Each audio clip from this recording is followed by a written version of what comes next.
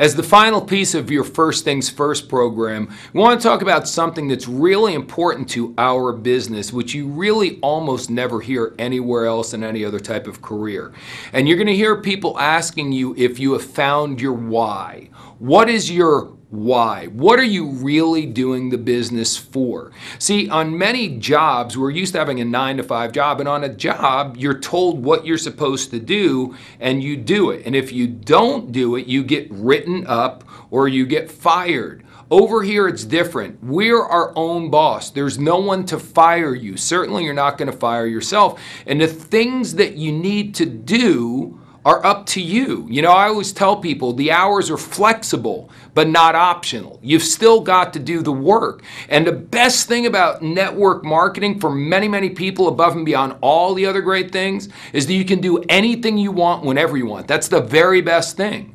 But for a lot of people, when they get started and they don't understand what I'm saying right now, the worst thing about network marketing is they can do whatever they want whenever they want. I always say what's easy to do in our business is also easy not to do. See, all you really got to do is pick up the phone and call a certain amount of people every day. So you do a certain amount of presentations every day, and some will and some won't, and that's okay. It's not that you've got to be a great closer, a great presenter. You've just got to do the repetitions. You've got to make the calls. You've got to do the work. It's not hard work. It's not complicated work, but you do have to go through the numbers. Now, in order to do that, we want to find out what's your inspiration. Dale Carnegie, who wrote one of the greatest books in the world called How to Win Friends and Influence People, said when dealing with human beings, you are not dealing with creatures of logic, but rather with creatures of emotion. So again, this is an emotional business. We get up and down. We get excited. We get bummed out. A lot of times when people get frustrated in our business, they choose not to pick up the phone anymore. Or sometimes they get lazy and they decide not to pick up the phone and do what they're supposed to do. So we try to find out what's your why. What's really motivating you? You've already got a job that's taking care of your basic needs normally, a roof over your head, food on the table. Now, what's your why? What are you really excited about? Now, sometimes that why, for my friend Lori years ago, she wanted to retire her mother and father. She loved her mom and dad so much and wanted to retire them. That was her strong burning why. So when Lori didn't feel like going to work, you know, a lot of people, my old mentor called this your action motivator as opposed to your why.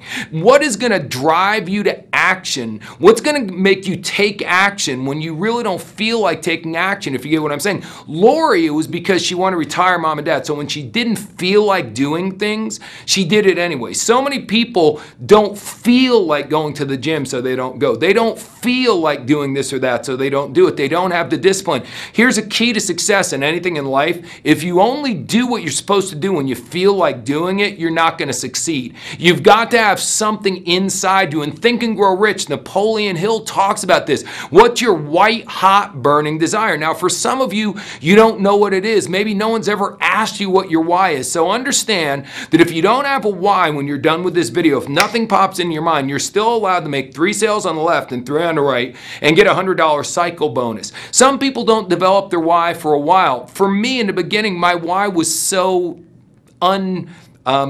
impressive. I just wanted a new car. I just had never had a really nice new car. So a lot of people, you know, my friend Lori wanted to retire mom and dad. Other people want to raise $100,000 for a charity or do something that's so much more noble.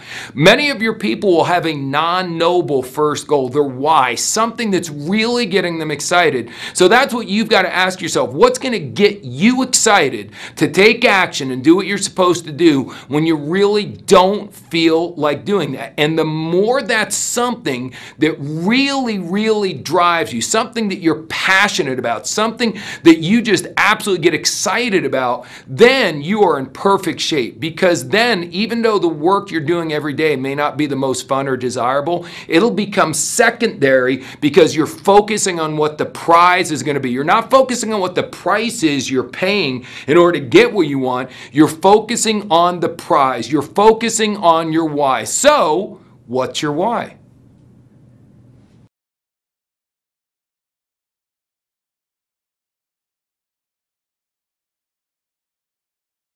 I believe everybody in this business comes from 3 types of people. Everybody in your downline right now is 3 types of people. The vast majority of them are what I call a build through. Okay? So what that means is that one person that you wrote down, it doesn't matter who they are, it matters who they know. And what we want to do is, as fast as humanly possible, when you get home, get one. We have 7,000 people in this room. If we all got one this week, we could set a company record. Not your downline, you. Go home this week and just challenge yourself to get one. Not 4, not 6, one. And build a new team. And the way we build through people is like this. This is my friend David. David is the person I'm sponsoring. This is where I'm starting. When David joins, David means one thing to me. I want to get one person through him as fast as humanly possible. That's all I care about. I don't care who he is. I don't care if he knows everybody in the world. I just want to get one person as fast as humanly possible through David. So I'm going to sponsor David. David's my best friend in the world. This is how I build a business. I say, David, listen. Right now, if you walked outside and hypothetically all 4 tires on your car were slashed, you don't have $365 in your bank account, and you have 1% battery on your cell phone. Who are you calling? David says, Crystal. I said, David, let me ask you one more question. Who would call you if that happened to them? Do you think you could write down like 3 or 4 people? Says, yeah. I say, David, where does Crystal live? Is she local? Does she live by you? Great. Can we get her here right now? See, David Peach said, score in 24. Here's something I know. The first 2 phases of World Ventures in your business go like this. Number 1, excitement. Wide eyes. Man, I'm going to get my car in 2 days. Everybody's going to say yes. This is the greatest thing in the world. Why doesn't everybody else see how great this is? Phase 1. Within 24 hours, the vast majority of people get to phase 2, buyer's remorse. You know the key to this game? Who's the best at staying around wide-eyed people? See, I got this rule. I don't work for free. I'm anti-cold market. You want to do cold market? Take those 4 letters, cross them out, and put slow market. I didn't have time to go slow. I didn't have time. I had to go fast. I'm anti-warm market. See, when I had to make money, when I had to start this new position, I became anti-cold market and anti-warm market. I am pro-white hot market. See, if I sponsor David right now, he might be cold market. If you have to absolutely do cold market, he might be cold market, but I'll never do cold market again. I might just have to go to the gym and meet somebody if I don't know anybody. But as soon as I meet him, I'm in his white hot. If I call David,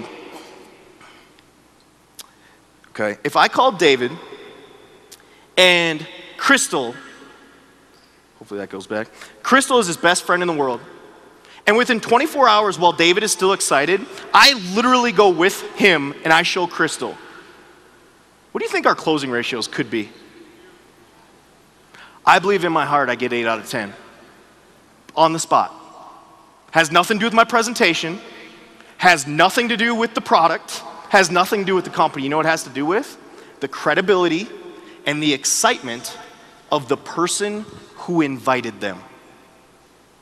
You get me in front of the waiter you met yesterday, I believe in my heart I'll get you 1 out of 20. Same presentation, same closing. I'll get you 1 out of 20. So what I focus on is who am I in front of? So I'm going to build through David, and then I'm going to find Crystal. I say, Crystal, listen, I know we just met, but I'm serious about this thing, and hypothetically, and it's just hypothetical, but if we walked outside and all 4 tires are slashed in a car and you had 1% battery in your cell phone, you needed 365 to get home, who are you calling? She says, Randy. I say, is Randy local? Yes. We can get to him right now. Can we go see him, or can he come here? Give him a call. Right in front of me, I want you to call her. Now, if you're calling your best friend in the world, you're calling your mom, you're calling your sister, do you really have to be that good at the invite? See, if you're in front of white hot people, could you just say, hey, I'm coming over, I'm bringing somebody, and your mom's gonna say, okay, I'll cook something. See, I found it so hard to try to teach people to be professional. Down the road, you got to get good at the invite, but on day one, I just care about who we're calling. I'll say, listen, call your best friend, tell them you're coming over and you're bringing somebody. And we'll go. But it's got to have a sense of urgency. You got to build with a sense of urgency. I want it right now because I know if I let them go home, they're going to talk to their spouse. Their spouse might be positive, but they might be negative. They might Google it. Right? And if they Google it, they might believe some kid sitting in his mom's basement what he's writing on Google. Right? I don't want to give that risk. I don't want to let my new person ever get out of my sight if possible. So I take Crystal and I get to Randy and I say, who's your top one? Randy says Akil. Okay? Akil says Barry. Barry says John. John says KP. KP says Scott. Scott says Crystal. Scott says Christina. Christina says Jody. Eventually, we get to Nate. Now, Nate is what you all would call an ace. It's what I would call a build with. These people you see standing on stage and a few other ones that didn't make it up here, the reason they're up here is because that's all it took. See, people hear the number 3,000. Oh, you heard you got to make 3,000 sales to get to IMD. No, you don't. You got to make 3 good ones. Literally, these people right here were enough to build 3 lines to 1,000. These people you're seeing right in front of you, okay, and other ones that didn't make it up. I don't want to leave anybody out. So as I'm building through people, my antenna's up. See, I'm always building through people, and write this down. I am a talent scout. And I've heard a lot of like vague definitions of what an ace is or what you're looking for. See, my whole deal was I need to know what I was looking for. I was going to go through them fast. Just tell me what I'm looking for. Here's what you're looking for. Number 1 trait. There's only 4 keys. Number 1, they got to be coachable. We got this rule in Chicago. Where's Team Rhino at? Goes like this. It doesn't matter if it's your mama or Obama. If they ain't coachable, we ain't working with them. See, what does coachable mean? Well, coachable this to me means this. Wayne taught me this. You need to be a pleasure for me to work with. That's your job. And when I tell you to do something, you do it. More importantly, if I don't tell you to do something, you don't. The coachable people, they're easy. They're here with you. They're easy to find. But they weren't the ones that you had to drag with you. The coachable people were the ones that were dragging other people with them. See, the events to coachable people are never a question. It's number 1, they got to be coachable. Number 2, desire. Man, Team No Sleep is crushing it. They got a lot of desire, don't they? Got to give it up to them. See, in the south side of Chicago, we found a lot of people with desire, didn't we, KP? Yeah, we found some desire down there. In the Bronx, in Brooklyn, you guys are finding some desire. Desire to me means this. If you want to work with me, you want to be one of these people, you have to require 3 a day. You have to show 3 presentations a day. That's my requirement. If you're going to be one of my build withs, you're going to be one of my aces, you're going to be one of my people. Here's what it means. When I say we're doing 3, you tell me we're doing 5. That's what you're looking for. And then they actually do it. Number 3, credibility with their contacts. If you find somebody that has 2 and 3, that can be a deadly combination right there. You find some people that got desire and they got credibility with their contacts, you can make some money. You can put some people in. Study after study after study in network marketing has been done, and they say, why did you sign up? You know what the number 1 answer comes back as every time?